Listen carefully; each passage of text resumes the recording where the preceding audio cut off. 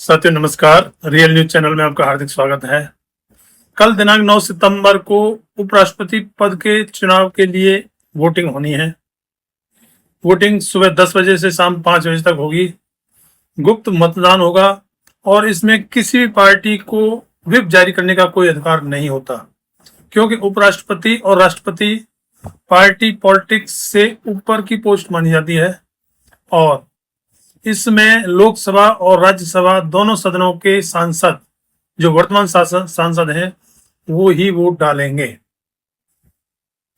वैसे चर्चा काफी चल रही है। एनडीए गठबंधन के पास उपराष्ट्रपति पद पर अपना कैंडिडेट जिताने के लिए सफिशिएंट वोट हैं।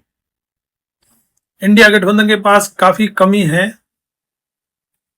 लेकिन कुछ इधर उधर की जो बातें चल रही हैं, जो पत्रकार महोदय, खासकर लिबरल पत्रकार, जो चटकारे ले रहे हैं कि एनडीए गठबंधन का कैंडिडेट नहीं जीत सकता और बी सुदर्शन रेड्डी जो इंडिया गठबंधन की तरफ से कैंडिडेट हैं, उनकी जीत तय है। इसके बारे में जो एग्जाम्पल देते हैं वो देते हैं कॉन्स्टिट्यूशन क्लब का, जिसमें अमित शाह ने अपना कैंडिडेट संजीव बालियान को खड़ा किया था और उसके प्रचार प्रसार के लिए पूरा दमखम लगाया था। और निशिकांत दुबे जो उनका खास सांसद है, उसको तो पूरी तरह से उसके प्रचार के लिए लगा रखा था।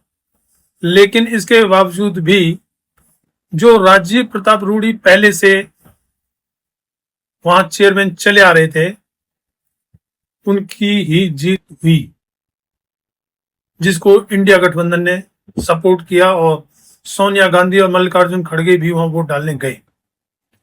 तो उस एग्जाम्पल को लेके मान रहे हैं कि यहां भी इंडिया गठबंधन का कैंडिडेट जीत सकता है।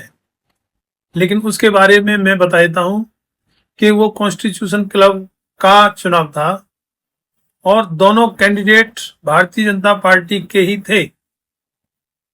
अब दोनों कैंडिडेट भारतीय जनता पार्टी के नहीं हैं और चर्चाएं बहुत चल रही हैं कि क्रॉस वोटिंग होगी और बीजेपी के काफी सांसद जो है मोदी अमित शाह से नाराज हैं और ये होगा और वो होगा। उधर नीतीश कुमार और चिराग पासवान, उनके बारे में भी बता रहे हैं कि वो भी क्रॉस वोटिंग कर सकते हैं। हालांकि नीतीश कुमार के बारे में तो यही बताया जा रहा है कि नीतीश कुमार उपराष्ट्रपति चुनाव से पहले बिहार विधानसभा चुनाव के लिए सीट शेयरिंग कर लेना चाहते थे, लेकिन भारतीय जनता पार्टी ने उसमें कोई रुचि नहीं दिखाई। तो उन्होंने, यानी कि नीतीश कुमार ने अपने कैंडिडेट उतारने भी शुरू कर दिए हैं बगैर सीट बंटवारे के। तो इसको भी चर्चा में लिया जा रहा है। दूसरे जो हैदराबाद से सांसद असदुद्दीन ओवैसी हैं, उन्होंने इंडिया गठबंधन के कैंडिडेट बी सुदर्शन रेड्डी को वोट करने का ऐलान किया है और आम आदमी पार्टी तो ऐलान कर ही रही है। दूसरी तरफ जो सबसे बड़ी बात है वो है चंद्रबाबू नायडू, क्योंकि बी सुदर्शन रेड्डी आंध्र प्रदेश के ही रहने वाले हैं और सुप्रीम कोर्ट के रिटायर्ड जज हैं और बताया जाता है कि नायडू के बहुत नजदीकी हैं। तो इसलिए माना जा रहा है कि नायडू इस बार चुनाव बी सुदर्शन रेड्डी को जिता सकते हैं। लेकिन मेरा आकलन है कि यह इतना आसान नहीं है। चंद्रबाबू नायडू को अपनी राजनीति देखनी है। अगर चंद्रबाबू नायडू देश और समाज या उन चीजों को देखने वाले होते तो वो एनडीए गठबंधन की सरकार ही नहीं बनवाते। जब उन्होंने सरकार बनवाई है, उसके बाद में वक्फ बोर्ड बिल पर भी चंद्रबाबू नायडू ने साथ दिया है एनडीए गठबंधन का, जब वक्फ बिल बोर्ड के ऊपर उनकी घरेलू राजनीति में उनको नुकसान होना निश्चित है। इसके बावजूद भी उन्होंने वक्फ बोर्ड बिल और एनडीए गठबंधन को सपोर्ट किया है। तो चंद्रबाबू नायडू के बारे में आकलन करने पर पाया जाता है कि उन्हें अपना, अपने प्रदेश का, अपने परिवार का लाभ देखना है। फिलहाल वो भारी भरकम फंड केंद्र सरकार से लेते रहते हैं और जब भी कभी कोई ऐसी बात आती है तभी वो प्रधानमंत्री, गृह मंत्री और वित्त मंत्री से मुलाकात करते हैं और अपने प्रदेश के लिए फंड मांगते हैं और उनको मिल भी रहा है। और उससे आगे चंद्रबाबू नायडू को अपने बेटे की राजनीति भी चलानी है। उनके लिए अब वो ये सोचते हैं कि इस कार्यकाल में, इसी मुख्यमंत्री के कार्यकाल में, वो प्रदेश की सत्ता अपने बेटे नारा लोकेश को सौंप देना चाहते हैं। तो उसके लिए भी उन्हें केंद्र सरकार की जरूरत है और उनके जब सारे काम फिट हो रहे हैं तो उन्हें जरूरत क्या है कि वो उपराष्ट्रपति पद के लिए इंडिया गठबंधन को सपोर्ट करें या गैर हाजिर रहें। हालांकि उसके बारे में बताया जाता है कि तेलंगाना के मुख्यमंत्री रेवंत रेड्डी और चंद्रबाबू नायडू की अच्छी दोस्ती है और दूसरी तरफ क्योंकि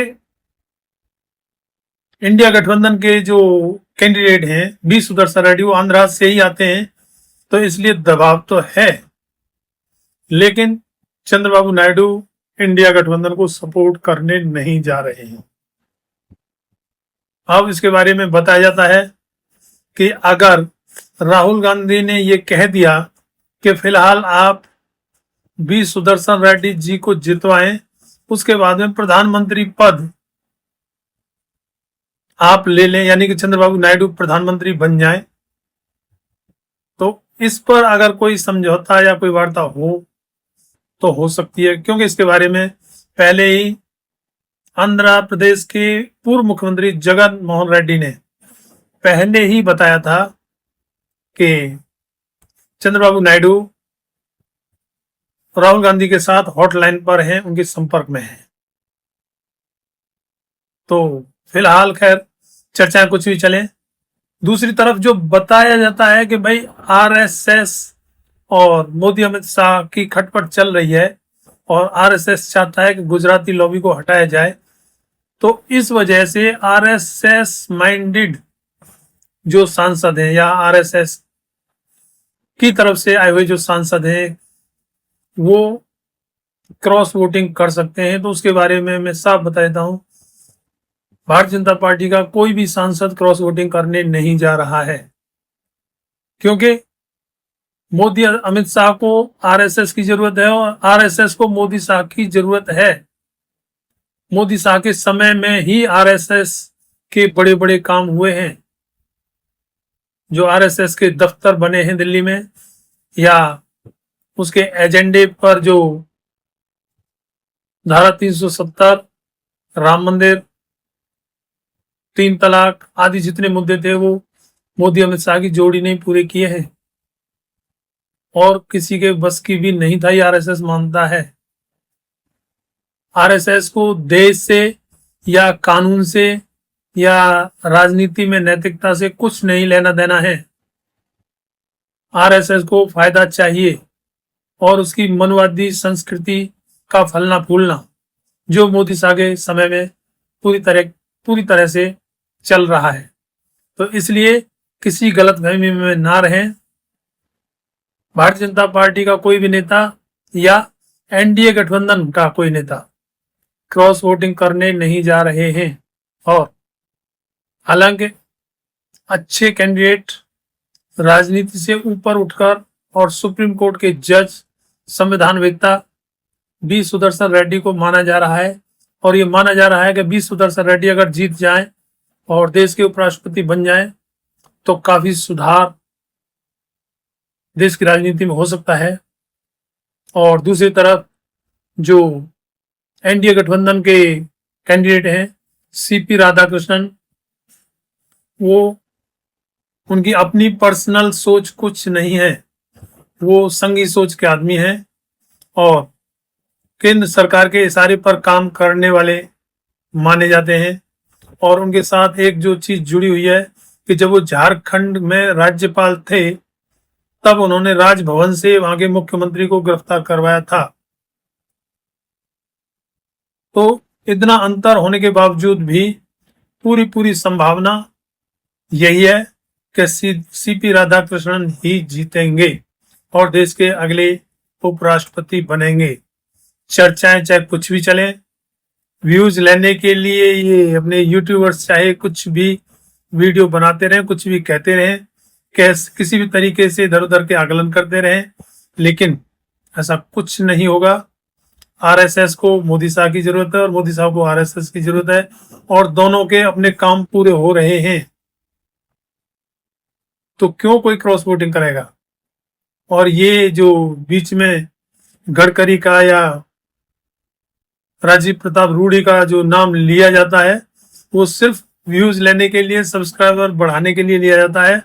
छोटी मोटी बातें चलती रहती हैं, लेकिन इसका मतलब ये नहीं है कि भारतीय जनता पार्टी का कोई नेता क्रॉस वोटिंग कर जाए।